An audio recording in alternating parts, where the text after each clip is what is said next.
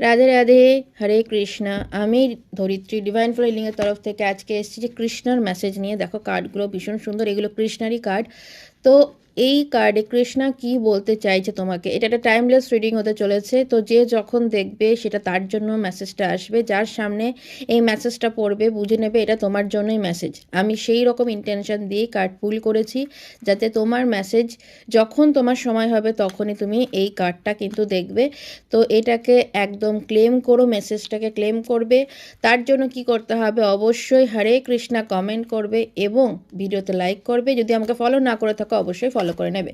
চলো, ফার্স্ট যে কার্ডটা রয়েছে সেটা হচ্ছে ডেথ কার্ড। ডেথ কার্ড বলে যে তোমার জীবনে যা যা কষ্টের জিনিস দিন গেছে, হয়তো বা 2025 তোমার জীবনে অনেক পরীক্ষা নিয়েছে। তুমি হয়তো বা মনে হয়েছে যে এখানেই হয়তো বা সব শেষ হয়ে গেল, কোনো রাস্তা খুঁজে পাচ্ছ না, কিন্তু কৃষ্ণা বলছে যে সেই সমস্ত কিছু কিন্তু এবার শেষ হতে চলেছে। সেই সমস্ত কিছু এবার কিন্তু এট দি এন্ড হতে চলেছে এবং নতুন beginning.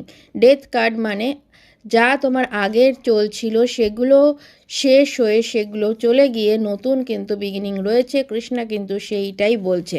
And the second card, সেটাই দেখো, let your inner beauty shine.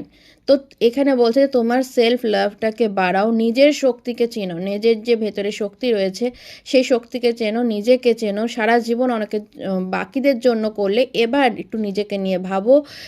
Self love আর সেলফিশের মধ্যে ডিফারেন্স রয়েছে। তো সেলফিশ নয়, সেলফ লাভ বাড়াও, সেলফ রেসপেক্ট বাড়াও, সমস্ত কিছু নিজের প্রতি স্ট্যান্ড নাও। কৃষ্ণা অলওয়েজ তোমার সঙ্গে রয়েছে। This is your guidance. আমাকে অবশ্যই কমেন্ট করে জানাবে যে যে দেখলে। দেখা হচ্ছে নেক্সট ভিডিওতে আবার একটা গাইডেন্স নিয়ে। খুব ভালো থেকো। রাধে রাধে।